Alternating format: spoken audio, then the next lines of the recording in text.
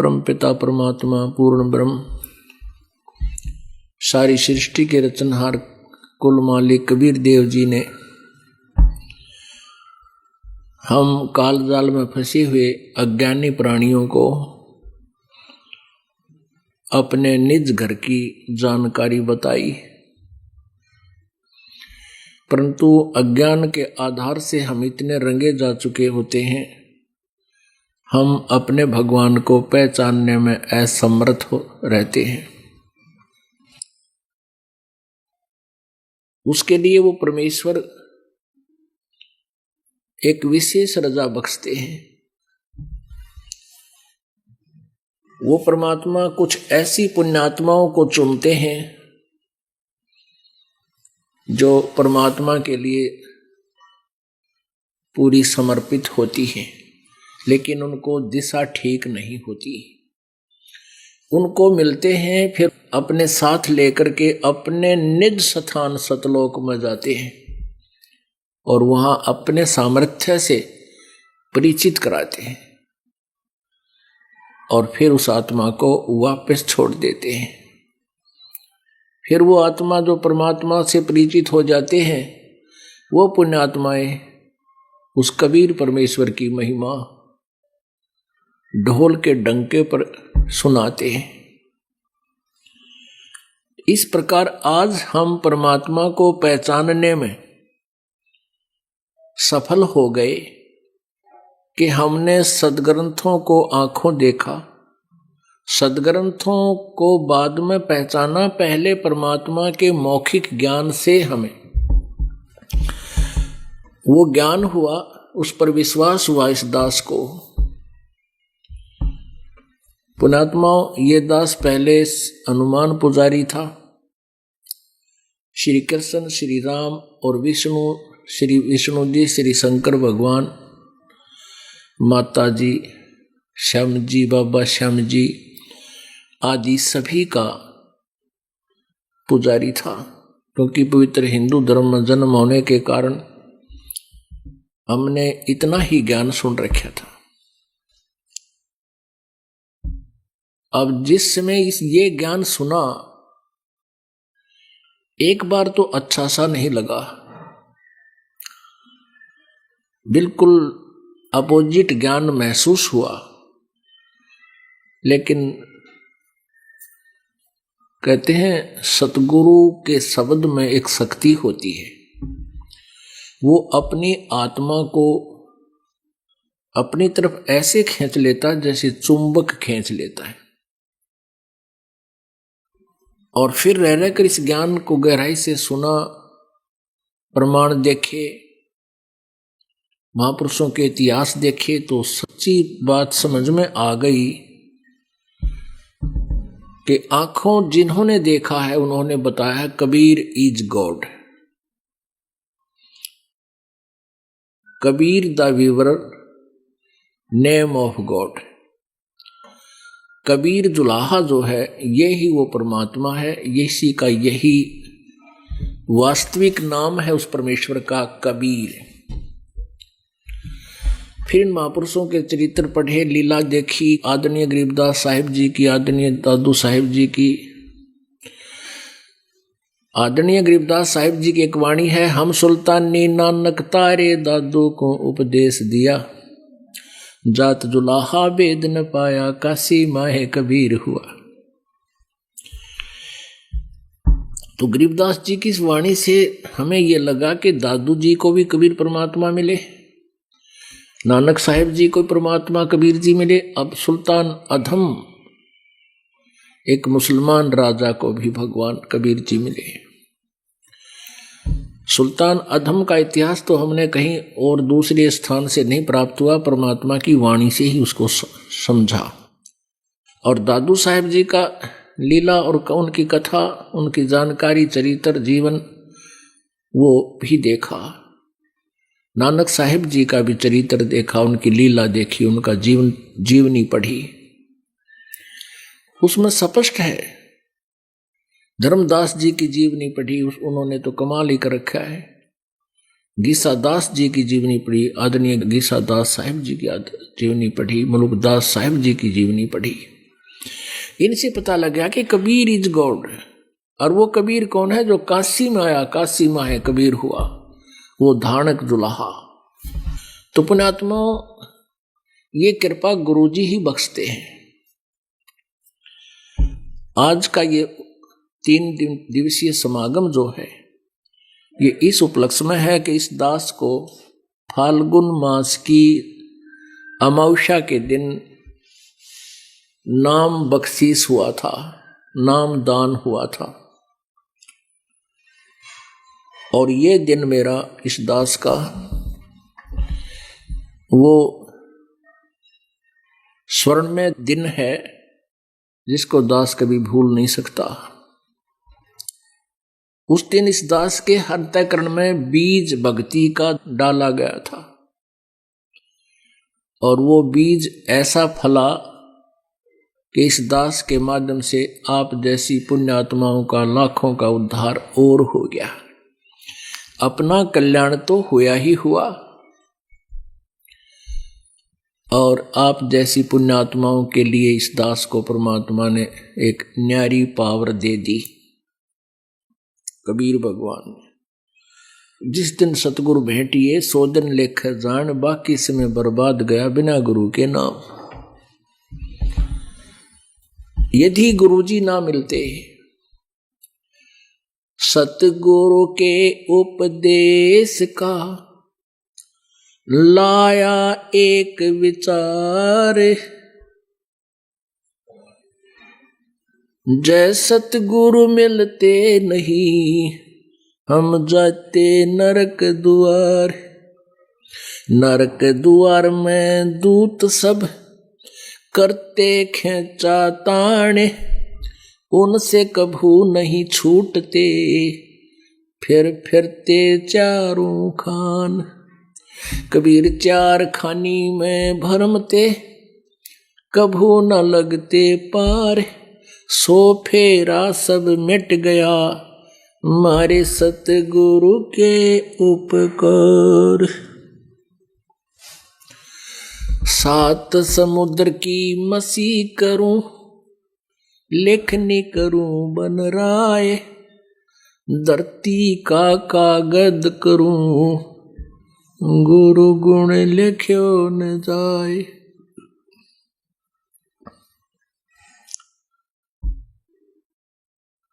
परमपिता परमात्मा अपने ऊपर सभी लीलाएं अपने ही ऊपर ढालकर हमें समझाना चाहते हैं। आप ही उदाहरण बनते हैं। कहते हैं सतगुरु के उपदेश यानी ज्ञान से ज्ञान का और ज्ञान के साथ नाम का, ये कुल मिलाकर दोनों ही उपदेश कहलाते हैं। उपदेश का अर्थ वैसे तो होता है ज्ञान, यथार्थ ज्ञान, जानकारी देना, और फिर नाम भी उपदेश में ही आ जाता है क्योंकि ज्ञान से फिर नाम की रुचि बनती है। तो सतगुरु के ज्ञान और फिर प्राप्त नाम का, अब उससे होने वाले बेनिफिट से हम परिचित हुए तो उससे क्या क्या दुख आने थे। परमात्मा कहते हैं सतगुरु के उपदेश का लाया एक विचार, जय सतगुरु मिलते नहीं हम जाते नरक द्वार। ओहो, और नरक द्वार में दूत सब करते खेचा ताने, उनसे कभू ना छूटता फिर फिरता चारों खान। पहले तो नरक में जाते, अब पुण्यात्मा नरक में कौन जाकर प्रसन्न होगा? जबरदस्ती ठोके जाते हैं, वहां कोई ना सुनता। जैसे पशुओं को फाटक में रोक्या करें, वो वापस भाग जा करें, उस अंदर न ठोका, दे लट्ठा न ठोक देते अंदर। ऐसे ही वहां यम के दूत जिनके आदेश धर्मराज के दरबार से नरक जाने के हो गए, उनकी जब बाँ चढ़ा लेते हैं और मरोड़ के बाँ और ले जाते हैं पकड़ के एक को 4-4, और गद्दाए गद नरक का माँ उसमें नो ठोक दे, कितना पड़ो। और पड़ते ही मगर मच्छर बिरण कितने जानवर उस गंदे पानी में उसको चिपक जाते हैं, काटना शुरू कर देते हैं सूक्ष्म शरीर में।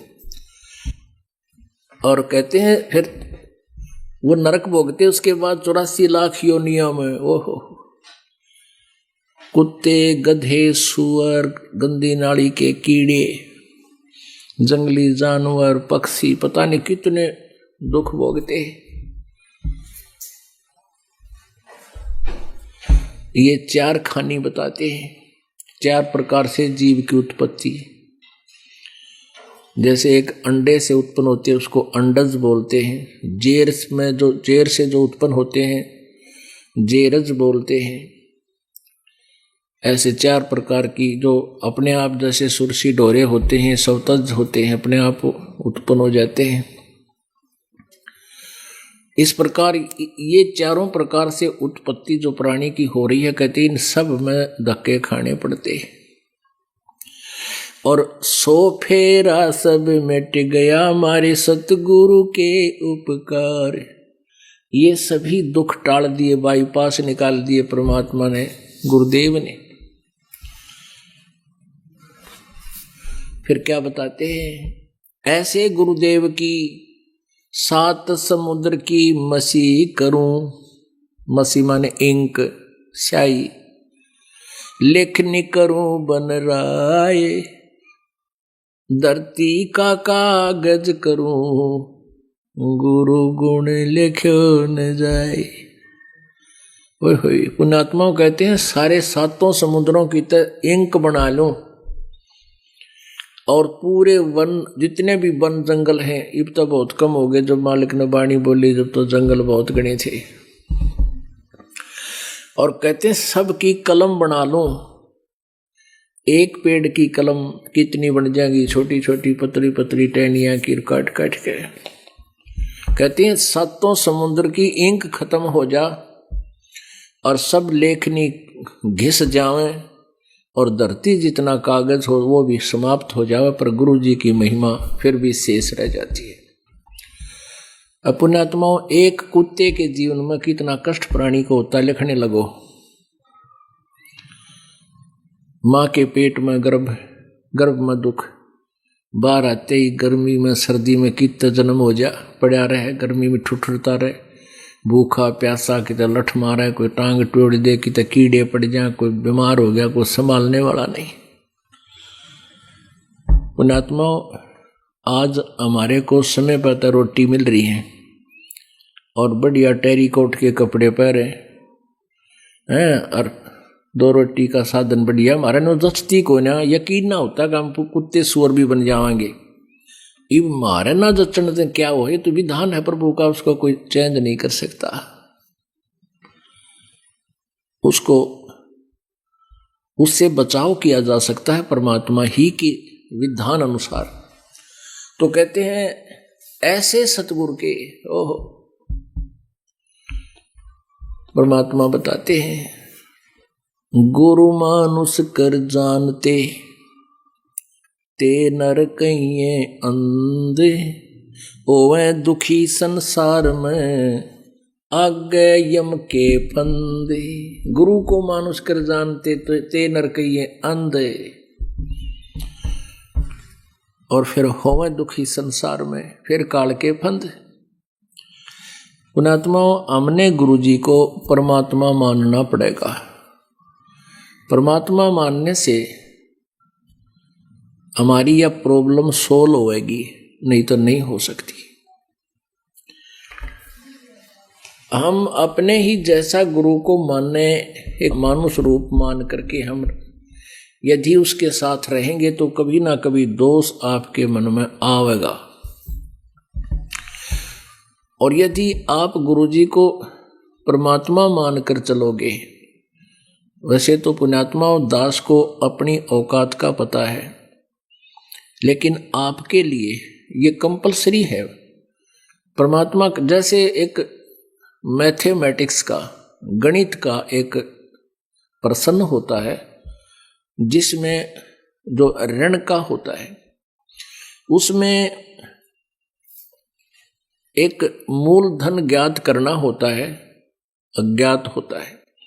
तो उस प्रॉब्लम को सोल्व करने के लिए, उस प्रश्न का हल करने के लिए मानना पड़ता है, मान लीजिए मूलधन 100 रुपये। और मूलधन 100 रुपये नहीं होता, वो तो करोड़ों अरबों में होता है। वो तो बहुत भारी राशि होती है, बहुत बड़ी राशि, बिग अमाउंट होता है। लेकिन वो बिग अमाउंट है, ओरिजिनल जो है वो मूलधन, वास्तविक मूलधन तभी प्राप्त होगा जब हम गुरुदेव को यानी 100 रुपये को मूलधन मानेंगे कंप्लीट के, यही है। तो इसी प्रकार आप जी ने गुरुदेव को भगवान मान के, अब जैसे इस दास के स्थान पर परमात्मा भी आए थे, कबीर परमात्मा 120 वर्ष रह कर चले गए यहाँ हम पशुओं के अंदर, और हमने जब तक सुख हुए तब तक दुनिया को बताते फिर हमारे गुरु जी के पास आते, ये लाभ होता है, ऐसे दुख दूर होते हैं। और जब एक परीक्षा ली थी हम सारे उन पर विमुख हो गए, क्योंकि उस समय हमने उनको एक जुलाहा ही माना, एक मानुष माना और एक सिद्ध पुरुष ही मान कर छोड़ दिया, हमने भगवान नहीं माना। और जिसके ना मानने से हम डगमग हो गए, और हमारा वो क्वेश्चन अब तक हल नहीं हुआ, सोल्व नहीं हुआ। अब उस क्वेश्चन को हमने सोल्व करना है, उस प्रश्न का अब हल करना है। वो इस तरह होगा, परमात्मा कहते हैं गुरु गोविंद दोनों खड़े, काके लागू पाए, बलिहारी गुरु अपना, जिन गोविंद दियो मिलाए। ओए होए, कबीर हरि जय रूठ जा, गुरु की शरण में जावे, कहे कबीर गुरु रूठ गए, तो हर ना करे सहाय। पुण्यात्माओं, बहुत ध्यान से विचार करो,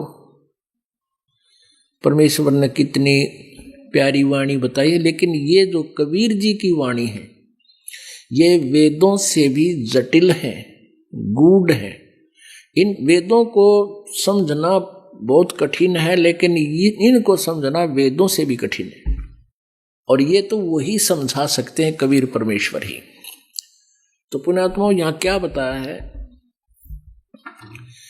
कबीर हरि जय रूठ जा। जब तक आप जी के पुण्य, प्रारब्ध के पुण्य चलते हैं, तो वो व्यक्ति, वो बहन भाई अच्छी स्थिति में रहता है, शरीर भी स्वस्थ रहता है, बढ़िया कोई पोस्ट, अच्छी पोस्ट मिल जाती है, अच्छा परिवार होता है, लायक बच्चे होते हैं। और फिर क्या होता है, जब पुण्य समाप्त हो जाते हैं और वो सत्य भक्ति कर नहीं रहा, तो फिर उसके ऊपर प्रारब्ध के दुख प्रारंभ होते हैं, और उन दुखों के कारण फिर उसके ऊपर आपत्ति के पहाड़ टूटते हैं। अब पुण्यात्माओं, कोई व्यक्ति दुखी होता है, किसी को बहुत सी हानियां हो रही होती हैं, वो अपने आप कहता है कि भाई मारा राम रूस रहा है, मारा तो भगवान रूस गया, रूठ गया, लड़के की मृत्यु होगी, भैंस मर गई, ऐसे फलाना नुकसान हो गया। कहने लगे मारा तो राम रूस रहा है, मारा भगवान रुष्ट हो गया। और जिनके सुख हैं उनके बारे में आम आदमी ने कहा कर भाई इनके ऊपर तो परमात्मा की न्यारी रजा है, घना राजी हो रहा, परमात्मा घना प्रसन्न है। तो परमात्मा कबीर परमेश्वर जी हमें ये बताना चाहते हैं कि जब तक आपके पुण्य है तो आप समझते हो कि राम राजी है, प्रसन्न है। और जब आपके पाप प्रारंभ होते हैं, आपके ऊपर आपत्तियां आती हैं, तो अपने आप कहते हैं भाई राम रूठ गया, परमात्मा रुष्ट हो गया। जैसे आप जी ने एक हैंड पंप से और गढ़ा भर रखा पानी का, मटका, जग, और वो जल आप प्रयोग कर रहे हो, कहीं दूर जंगल में, खेतों में, या कहीं मजदूरी कर रहे हो, या घर पे दुकान पे जल रखा है, तो जब तक वो घड़े में जल है आप निश्चिंत हैं, गिलास लिया और गट गट पिया और अपने लगे काम। और जब वो पानी समाप्त हो जाएगा, जल समाप्त हो जाएगा उस जग का, घड़े का, तो वो आपका राम रूस गया, आपका जल का घड़ा खाली हो गया। अब जैसे खेतों में काम कर रहे हो और एक मटका पानी का भर लेगी घड़ा, तो खत्म हो गया तो प्यास लगी जोर की, कहाँ गए? हैंडपंप के पास गए, वो मटका फेर भर लिया और फिर निश्चिंत हुए। अब ये समझिए कि नलका तो है गुरुजी और जल है भगवान। अब जैसे एक मटके में जल रखा है और एक तरफ हैंडपंप खड़ा है, इन दोनों में से आप किसको स्वीकार करोगे? आपने कोई नहीं कहे भाई मटका चाहिए एक घड़ा या अपने हैंडपंप चाहिए। आप बुद्धिमान हो, गणे डिफाइन करने की जरूरत कोई नहीं। अंडरस्टूड है भाई, हम तो नलका दे दो, इसमें तो 1000 घड़े भर ले जाए और मटका तो शाम तक भी ना काम चलावे 4 आदमियों का गर्मियों के दिन में। अपने आप महसूस करोगे कि हमने तो हैंडपंप चाहिए। और यदि हैंडपंप खराब कर लिया आपने, उसका मिसयूज करके केयर टेक ना करी उसकी, तो फिर जल कहां से मिलेगा? राम मदद नहीं करेगा।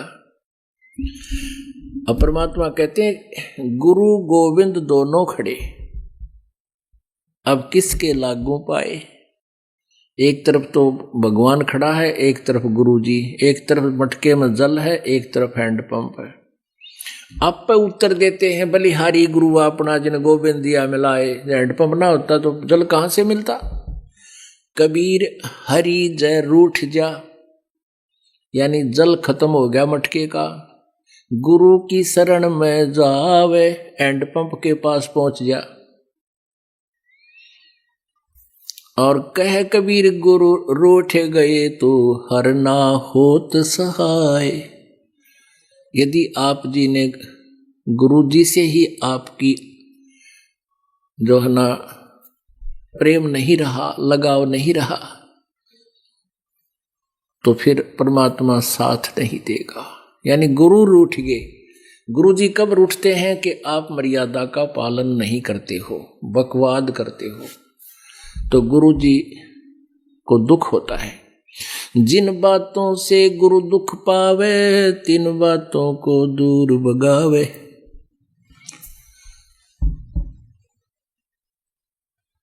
तो इस प्रकार कबीर जी कहते हैं गुरु के दिल से उतरे वो शब्द बेहू ना होवे, जाको काल घसीट ही राख सके ना कोई।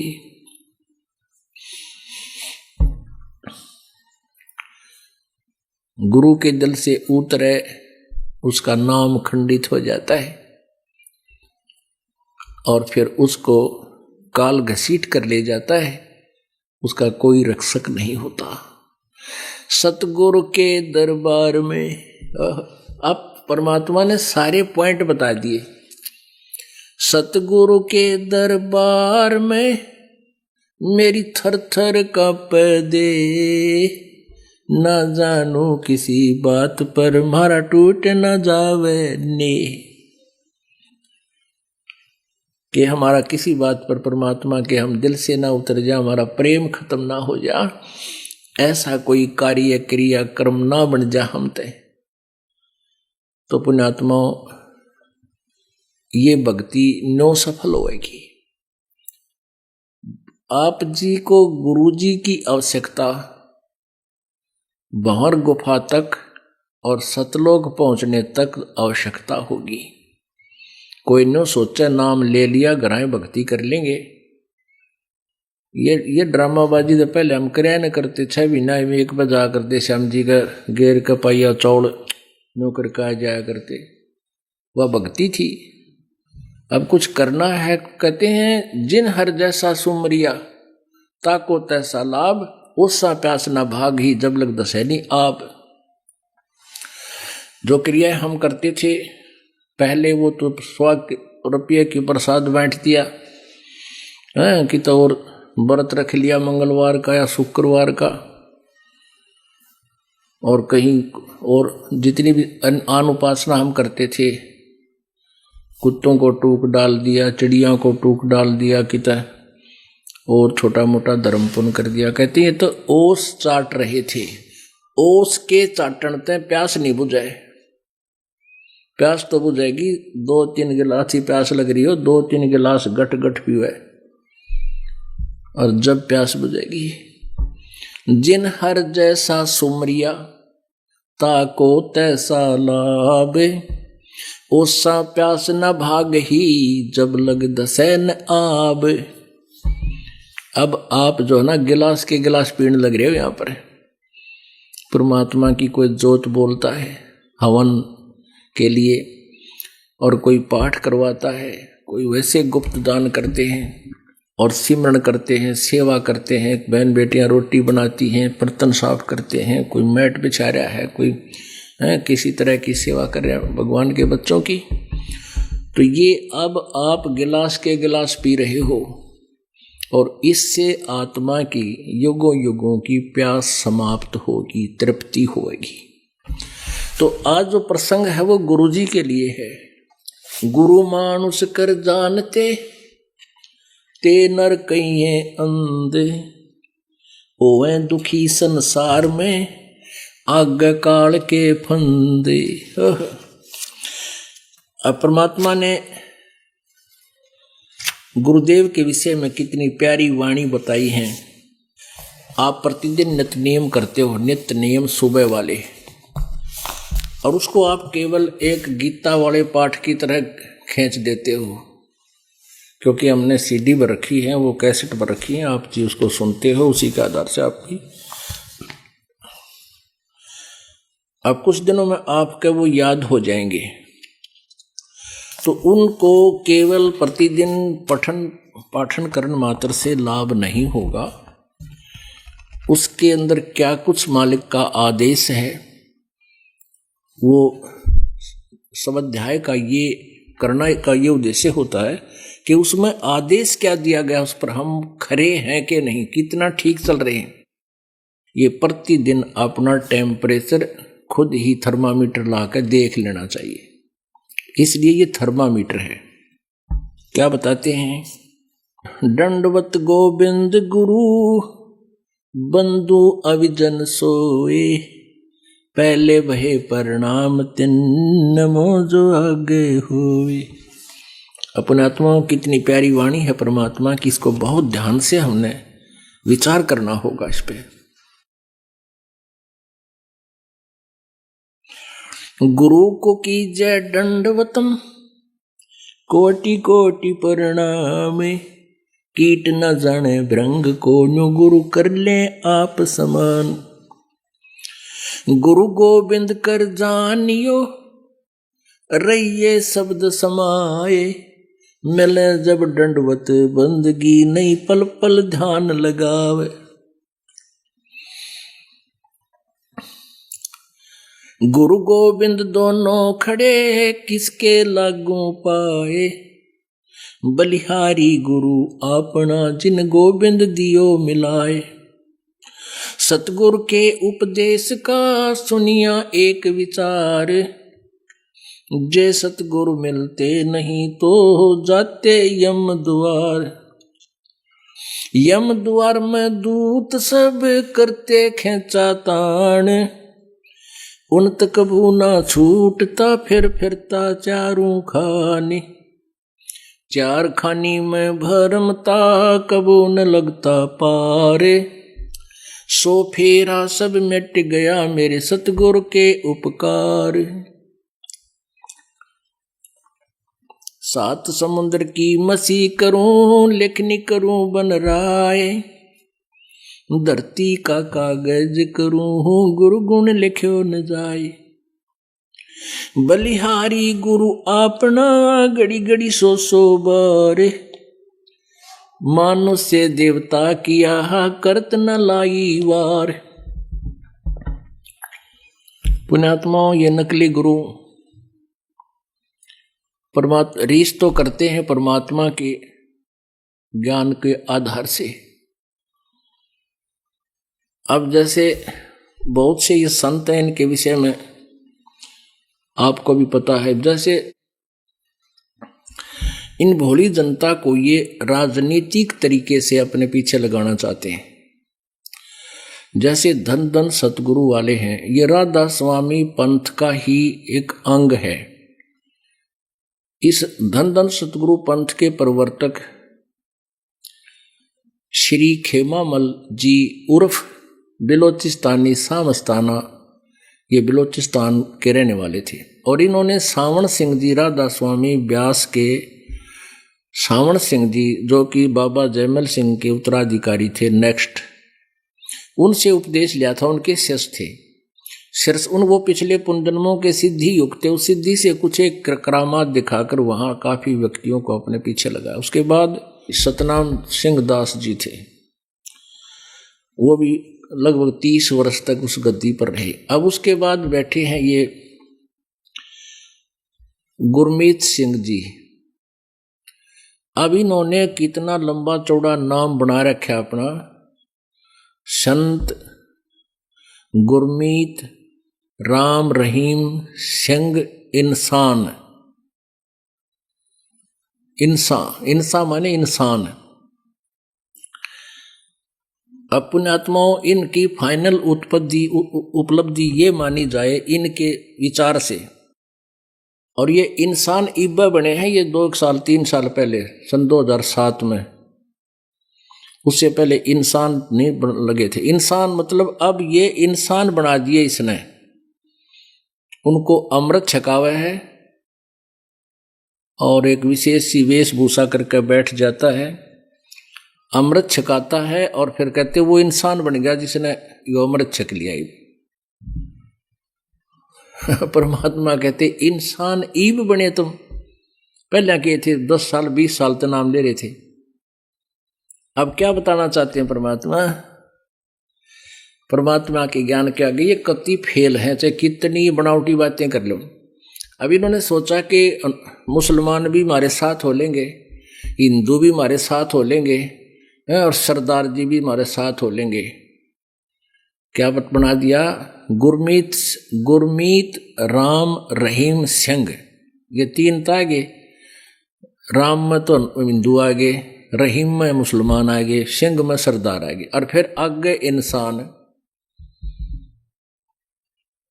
इनकी फाइनल उपलब्धि यह हुई है कि इसने इंसान बना दिए। अब परमात्मा क्या कहते हैं? कबीर बलिहारी गुरु अपना, घड़ी घड़ी 100 बार इंसान से देवता बनाए और करत न लागी वार। हमने तो देवता बनाने हैं। ये इंसान तो हम थे, मां ने जन्म दे रखा है इंसान का, तो हम उसी दिन थे। कर्म गलत होने से फिर हम उनकी संज्ञा अलग हो जाती है। कोई चोर, कोई डाकू, वो भी इंसान ही होते हैं। लेकिन हमने इंसान से देवता बनना है। देवता के अंदर सब अवगुण समाप्त हो जाते हैं। बीड़ी, शराब, मांस, तमाकू, और ये सिरसा लेंगे तो हुक्का, तमाकू, सिगरेट तो दादा लाई है। वो इनका जो राधा स्वामी पंथ का प्रथम था मुखिया, वो भी होके पड़ा करता।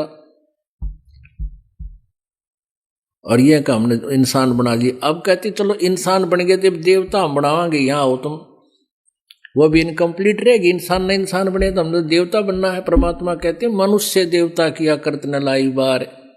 कबीर बलिहारी गुरु अपना, घड़ी घड़ी 100 बार मनुष्य देवता किया करत न लाई बार। कबीर गुरु को मानुष जोगने और चरणामृत को पाने, ते नर नरक जावेंगे हे जन्म जन्म होए समान। जो क्या बताते हैं, गुरु को मानुष मानते हैं और चरणामृत भी देखा, चरणामृत भी गुरु जी के चरणों का जल, उसको भी पी रहे हैं और ऊपर से एक मनुष्य मान रहे हैं। कहते उससे भी, वो भी फिर 84 लाख योनियों का अधिकारी है, उसकी भक्ति चले नहीं। गुरु को मानुष जोगने और चरणामृत को पान, ते नर नरक में जावेंगे फिर जन्म जन्म होवे समान। चरणामृत ले लेकिन भगवान समझ के ले। मान लो मूलधन 100 रुपये। पुण्यात्माओं, एजुकेशन का अब आपको लाभ होगा, अन्यथा इस एजुकेशन की कति जरूरत नहीं थी। इसने तो बेईमान बना दिए, हम इंसानियत खत्म कर दी, लज्जा खत्म कर दी। देखे आजकल शहरों में देखे हैं किस प्रकार बहन बेटियां रहती हैं कार्टून बन कहने, और डीजे आगे नाचे, बाप नाचे, बेटी नाचे, पत्नी नाचे, और सारे हैं बेटे नाचे। अरे कति बेशर्म काम कर दिया। ये मनसा का काम था, शिक्षण का टैरोग। लेकिन अब इस शिक्षा का लाभ होगा, हम छोड़ देंगे, पता लग जाएगा हमने कि ऐसा मनुष्य का कर्म थोड़ा है। तो बकवादी आदमी कराया करते डांस, लड़कियां तो कोठ्या में नाचा करती, उनको वैसा कहा करते थे। आज सरेआम गलियों में डांस कर रहे हैं। तो ये बुराई बच्चों त्यागनी पड़ेगी, तभी हम देवता बनेंगे। गुरु मानुष कर जानते ते नर कहिए अंधे, होवे दुखी संसार में आगे यम के फंदे। कबीरा ते नर अंधे हैं गुरु को कहते ओरे। भगवान के अतिरिक्त कुछ और भी संज्ञा कुछ भी देते रहो, पिताजी कहते रहो चाहे और कुछ कहते रहो, नहीं, आपको परमात्मा ही मानना पड़ेगा। कबीर ते नर अंध हैं गुरु को कहते ओरे, हरि के रूठे ठोर है गुरु रूठे नहीं ठोरे। कबीर हरि के रूठते गुरु की शरण में जावे, कह कबीर गुरु रूठत्या हरि ना होत सहाय। अब क्या बताते हैं कबीर, गुरु से ज्ञान जो लीजिए शीश दीजिए दाने, बहुत को भोंदू बह गए ये राख जीव अभिमाने। पिया चावे प्रेम रस और राख्या चावे माने, एक म्यान में 2 खड़ग कदे देखी सुनी ना काने। अब क्या बताते हैं, कहते हैं गुरु से ज्ञान जो लीजिए, उपदेश जब लेते हो गुरु जी से, गीता जी में कहा है कि उस तत्वदर्शी 4 अध्याय के 34वें श्लोक में कि वो ज्ञान जो गीता जी अध्याय नंबर 4 के श्लोक नंबर 32 में कहा है कि वो सच्चिदानंद घन ब्रह्म की वाणी में ब्रह्मणे मुखे में जो उच्चारित है, उसके द्वारा लिखी हुई बोली हुई वाणी, परमात्मा के द्वारा बोली हुई वाणी में विस्तार से कहा गया। उस तत्व ज्ञान को तत्वदर्शी संतों के पास जाकर समझ, उनको दंडवत प्रणाम करने से, प्रणाम लंबा लेट के और कपट छोड़ कर प्रसन्न करने से, वो तत्वदर्शी संत तुझे उस तत्व ज्ञान का उपदेश करेंगे, परमात्म तत्व का।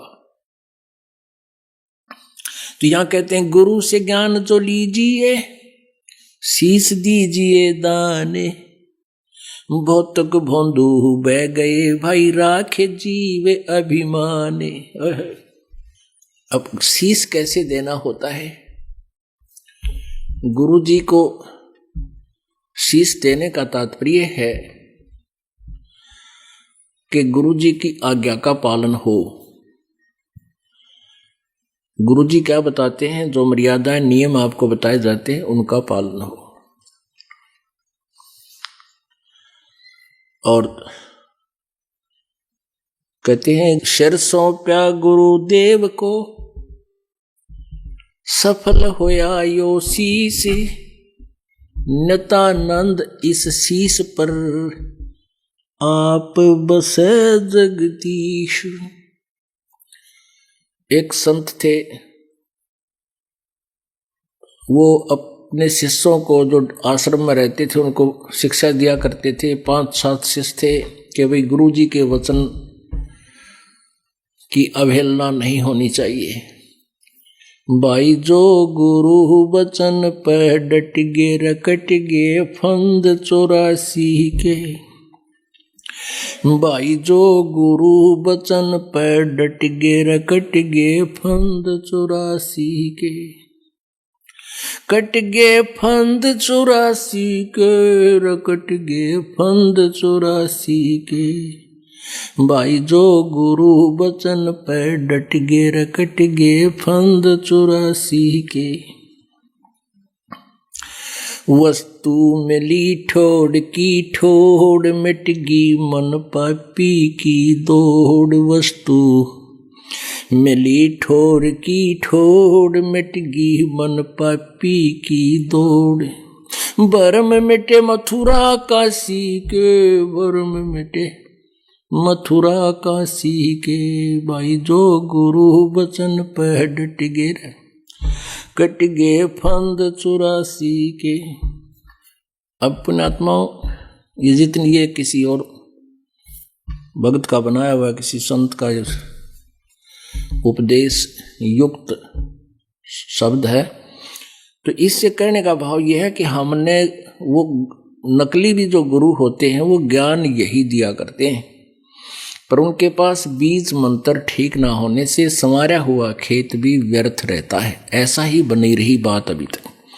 तो एक गुरुजी अपने शिष्यों को कहा करता, भाई गुरुजी की आज्ञा का पालन करना शिष्य का परम कर्तव्य होता है, और जो गुरुजी की आज्ञा नहीं पालन करते उनका जीवन व्यर्थ है।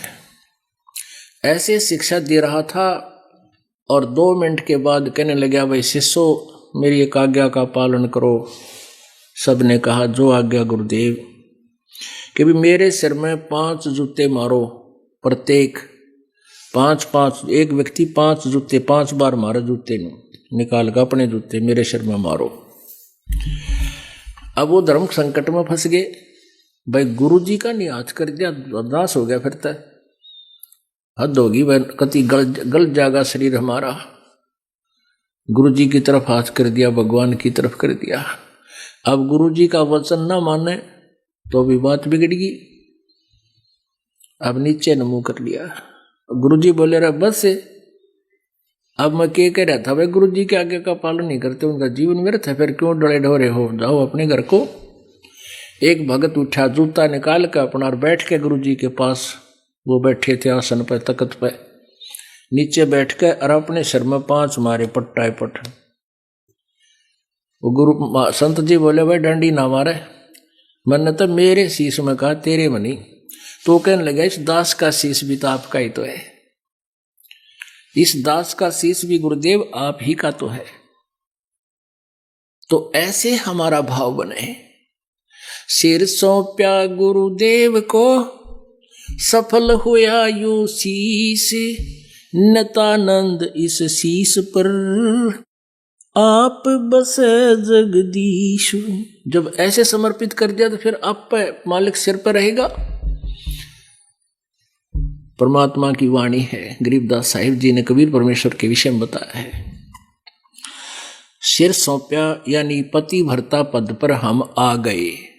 किसी और इष्ट के अंदर हमारी इच्छा ना रहे, वो अव्यभिचारिणी भक्ति होती है। गीता जी अध्याय नंबर 13 में बताया कि जो अव्यभिचारिणी भक्ति करते हैं उनको मोक्ष निश्चित होता है। व्यभिचारिणी भक्ति जैसे हम पता नहीं कितनी पूजा करते, हनुमान जी मिल गया जय हनुमान जी की, कृष्ण जी मिल गया जय कृष्ण की, राम जी याद आ गए जय जय राम, सीता राम राधे श्याम, कितना कोई और हनुमान और फिर बजरंग, वो तो कोई भी मिल गया सबके। तो ये नहीं, ये तो व्यभिचारिणी भक्ति है। एक पति को छोड़कर आन में आस्था रखने वाली पत्नी को व्यभिचारिणी कहते हैं। तो अपने ही पति से हर इच्छा पूरी हो उसी को पति भरता कहते। तो हम जब पति भरता पद पर आ जाएंगे तो परमात्मा कहते हैं, पति भरता जमी पर जो जो धर है पावे, समर्थ झाड़ू देते है ना काटा लग जावे। ऐसा हंस, ऐसा भक्त जब अपने एक इष्ट पूर्ण परमात्मा पर अपने ही गुरु को इष्ट रूप में मानकर जब अपने जीवन रूपी सफर में प्रस्थान करता है रास्ते पर, तो परमात्मा उस जीवन रूपी सफर के पाप कर्म रूपी कांटों को बुहारना शुरू कर देता, उसके दुखों को खत्म करना शुरू कर देता है। झाड़ू देता चलता है कि मेरी प्यारी आत्मा के कांटा ना लग जाए। तो वही ये बानी है कि सिर सौंप्या गुरुदेव को सफल हुआ यो शीस, नितानंद शीस पर आप बचे जगदीश, कि आप मालिक रखवाला होगा। गुरु से ज्ञान जो लीजिए, शीस दीजिए दाने, भौतक भौंदू बह गए, राख जीवे अभिमाने। होय होय पुणात्माओं, आप कोई बालक नहीं, बुद्धिमान मानव है। आज के दिन जिन्हें कंप्यूटर बना लिया, हवाई जहाज बना लिए, ऊपर सैटेलाइट बना लिए, पता नहीं के रचना रच ली, और परमाणु बम अपना नाश बना लिया, तो समझते हो आप अच्छी तरह। ऐसी बात नहीं है कि परमात्मा जब तक आप अधीन नहीं होगे, एक बालक की तरह सतगुरु के मार्ग में आप यहाँ आते हो, चाहे कितनी पोस्ट है आपकी बड़ी और कितना आप धनी हो या गरीब आदमी हो, आप जी यहाँ ऐसे बैठो जैसे स्कूल के बालक आकर बैठ जाते हैं। चाहे स्कूल के विद्यालय में कितने बड़े बच्चा हो, उसको वहाँ जो सही अध्यापक होते हैं उसमें किसी में भेदभाव नहीं करते, एक फर्श पर बैठाते, नीचे अब तक ये डेस्क पेस्क हो गए। पहले तो बूढ़े बूढ़े से वो हारते लंबे लंबे फर्श, जैसे खाना खाते समय आप बिछाते हो, ये तो और भी बढ़िया है। और उन पर बैठा करते, उनमें स्याही खंडी रहती, और वहाँ बैठ जाया करते हैं लाइन में बैठ कर। कोई धमका दे, अध्यापक भी डंडा कोई धमका रहा है, कोई खुरका रहा है, चल इधर बैठ, सीधा मुँह कर, है तो भी नौकर जाते हैं। तो बच्चे अध्यापक के धमकाने खुरकाने में ईर्ष्या नहीं करते, उनके अंदर वो होता ही नहीं दोष, सुधरने की चेष्टा करते हैं। तो ऐसे ही आप जी यहाँ आते हो, परमात्मा कबीर जी कहते हैं अति अधीन दीन हो प्राणी, तब ये कहना ये अकथ कहानी।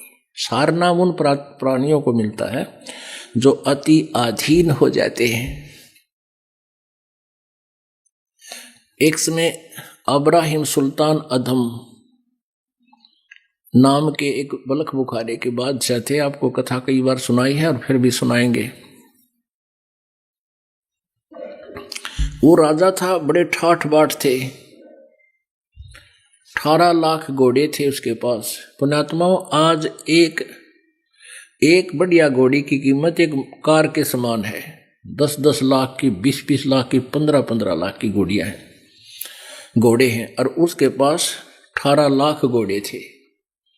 और भी जब इतने घोड़े वो रख सकता है, उनका केयर टेक कर सकता अपने, तो और पता नहीं कितने ठाठ होंगे, कितना धनी होगा। इससे एक राजा की समर्थता का प्रतीक माना जाता था। और फिर परमात्मा का ज्ञान हुआ, उसने राज छोड़ दिया, परमेश्वर ने उनको प्रथम नाम दिया। फिर कुछ दिन के बाद उनको सतनाम दिया। फिर कहा, वो घर छोड़कर चला गया, जंगल में अपना किसी नगरी में रहने लगा। बाहर कुटिया छाली, झोपड़ी बना ली, लकड़ी काट के लावे, गांव में बेच दे नगर में, और फिर उससे अपना गुजारा करके टाइम पास कर भक्ति करता था। तो फिर सारनाम का जब समय आया तो परमात्मा ने उसको बुलाया, क्योंकि कबीर परमेश्वर अन्य रूपों में भी आते रहते हैं। कुछ ऐसे संतों के बारे में भी पता है कि उनके घर का गांव का कोई पता नहीं था, वो बताते नहीं थे। तो इस टाइप में भी परमात्मा रह जाते हैं। कई छोटा मोटा आश्रम छाकर रहा करते थे, कुटिया बना लेते थे। ऐसे कबीर जी रह रहे थे एक नगरी के अंदर। तो सारनाम के लिए बुलाया गया भक्तों को। तो क्या हुआ कि वो इब्राहिम सुल्तान अपनी कुटिया से कहीं से चलकर आया सारनाम लेने के लिए। एक गांव की गली से गुजर रहा था, और एक बहन उपदेशी थी, उसने ऊपर की छत बुहार के और सूखा रेता सा था, वो गली में एक बाल्टी ही में डाल लिया और गली में डाल दिया। डाला उसने, नीचे ध्यान दिया ना, ऐसे डाल दिया। नीचे से वो इब्राहिम सुल्तान अधम यानी भूतपूर्व राजा बलख बुखारे का, वो नीचे जा रहा था, उसके ऊपर रेत पड़ गया। रेत पड़ गया तो उसने करड़ी नजर से देखा, ने बोला यदि आज मैं राजा होता तो तुझे पता नहीं तेरा के हाल कर देता। उस लड़की से उसने ये बोला, शुक्र आज मैं राजा नहीं हूं, अगर राजा होता तो तेरा पता नहीं के हाल कर देता। यानी अपना नो भी रेफरेंस दे रहा है कि मैं भूतपूर्व राजा भी हूं। तो लड़की ने सोचा भाई यू भगत राजा था कभी क्या? क्योंकि राजा और फिर भगत बन जा तो उसका एक विशेष स्थान होता है हमारे जैसे भोले बाड़ा में।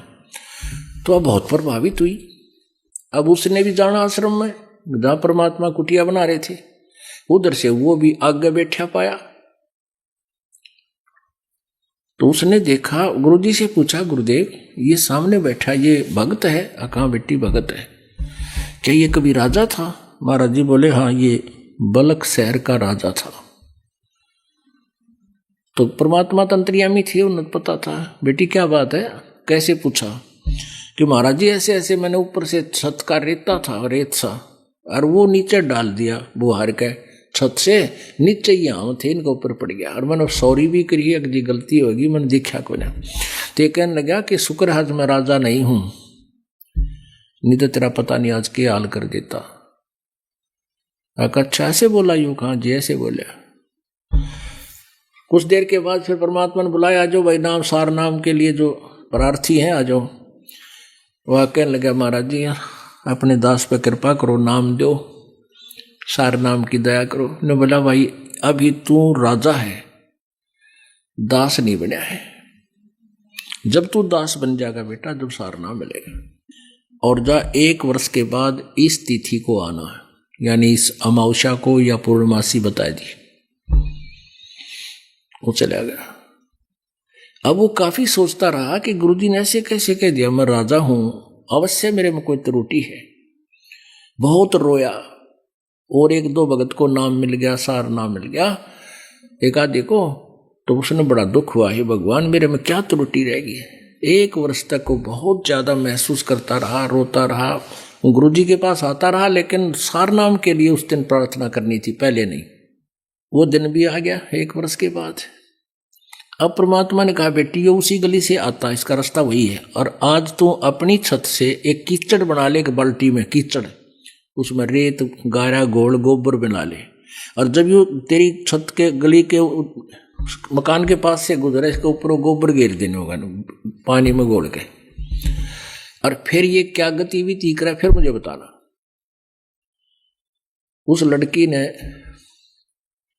उस दिन था, वो सुबह बैठेगी गोल के, वो आता दिखा दूर तो भगत जी, और वह बाल्टी जचा कर उसके सिर पर उत्तर डाला दिया। वो सारा भीज बाज गया गोबर गोबर में। और फिर वह बेटी बोली, वो लड़की बोली भाई साहब गलती होगी मेरे से, मन देखे कोई नहीं। वो कहने लगा बहन कोई बात नहीं, ये तो मट्टी पर मट्टी ये घेरी है, ये तो गोबर है, यूं भी गोबर पर गोबर घेरा है बेटा। बेबे कोई बात नहीं बहन, धो लूंगा नहा लूंगा, क्या फर्क पड़ गया।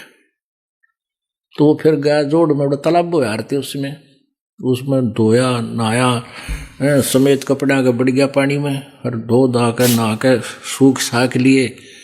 गर्मिया के दिन थे, घंटे में सूख गए। फिर आया तो गुरुदेव को जाकर उसने बता दिया। गुरुदेव ने पूछा बेटी आज कैसी गतिविधि थी इस भगत की? सारी बता दी। आज तन्नो बोला जी कोई बात ना बहन, मट्टी पे मट्टी तगेरी है, कोई बात नहीं, नहा लूंगा, दो तालाब में नहाता हूं मैं। तब उसने आके प्रार्थना की गुरुदेव आपके दास का दास योग्य हो गया हो तो दास को टुकड़ा डाल दो, डालियो सार नाम का। परमात्मा बोले बेटा आज तू दास बढ़ा है, अब तुझे सार नाम दूंगा।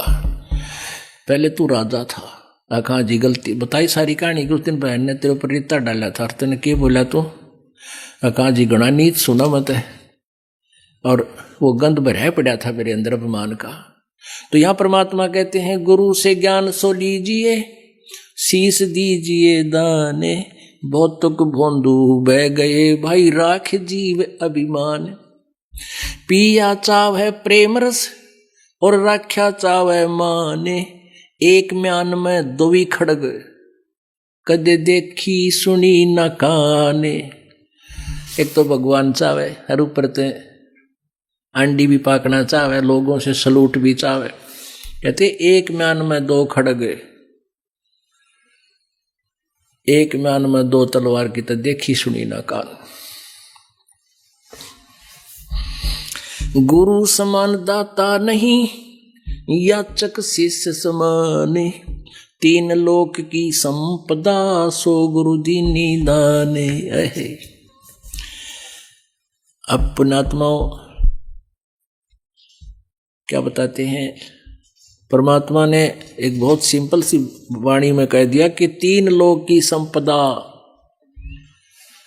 यानी संपत्ति, गुरु जी ने नाम दे दिया तो तीन लोक दान कर दिए। जैसे गरीबदास साहिब जी की वाणी में आपने सुना था सुबेरे, सतनाम पालड़ रंग होरी हो, 14 भवन चढ़ावे राम रंग होरी हो। तीन लोक पास्यंग धरे रंग होरी हो, तो ना तुला तुलाया राम रंग होरी हो। ऐसा नाम दे दिए, तीन लोक भी उसका पास्यंग है। अब तीन लोक की संपदा तो इसलिए कहनी पड़ेगी, इस ताकत तुम जानते ना कि ये तीनों लोक दे दिए जिसको जिस दिन परमात्मा ने गुरुदेव ने आपको उपदेश दे दिया। पूरे गुरु ने, नकली तो नकली सांग है, ये लालड़ी ले रहे हैं, लालड़ी, लाल को नहीं इनके पास, ना यथार्थ ज्ञान ना भक्ति का मंत्र, वो उनका जिक्र नहीं है। अब कहते हैं करके दान करे पछतावा, करया कराया सभी नसावा। यदि आप जी ने शीश दे दिया, कहते तन मन धन सब अर्पिए, भक्ति मुक्ति के काजे। जिनके उर्म बंदगी, फिर क्या इंद्र का राज। तन मन धन अर्प गुरु सेवे, हो गलतान उपदेश ही लेवे। अब परमात्मा कहते हैं तुमने मान लीजिए दान भी खूब कर दिया, खूब सेवा भी करता रहे, एक दिन न्यू कह दिया ना मैंने इतना दान न्यू कर दिया, सारे पर कैंसिल कर देगा भगवान। दे क्या सकता ये जीव, अगर भगवान कृपा ना बख्शे तो एक अपना पेट भारी हो जाए, इसको परिवार का गुजारा नहीं चले जीवते। और आज लाखों का दान परमात्मा की प्यारी आत्माएं करने लग रही है। तो कहते एक दिन भी जन्यू कह दिया कि मैंने दान कर दिया, कहते उस दिन खत्म है। तू तन मन धन दिया तो भला किया, सिर का जासी भारे। जो कभू के मैं दिया, बहुत सह सिर मार। गुरु बड़े गोविंद से, मन में देख विचारे। हरि सुमरे सोवार हैं, गुरु सुमरे हो पार। कबीर ये तन विष की बेलड़ी, गुरु अमृत की खाने। शीश दिए जो गुरु मिले, तो भी सस्ता जाने। पुण्यात्माओं विचार कर लेना इन बातों पर। ये कोई डूम बाट के गीत को ना, ये कोई सांगी के बनाए हुए सांग नहीं, यह फिल्मी कहानी नहीं बना रखी किसी ने। ये भगवान के बोले अमृत वचन है। ये वो सच्चिदानंद घन ब्रह्म की वाणी है जो गीता जी अध्याय नंबर 4 के श्लोक नंबर 32 में जिसके बारे में कहा गया, ब्रह्मणे मुखे, जो पूर्ण परम अक्षर ब्रह्म की मुख से जो उच्चारित है।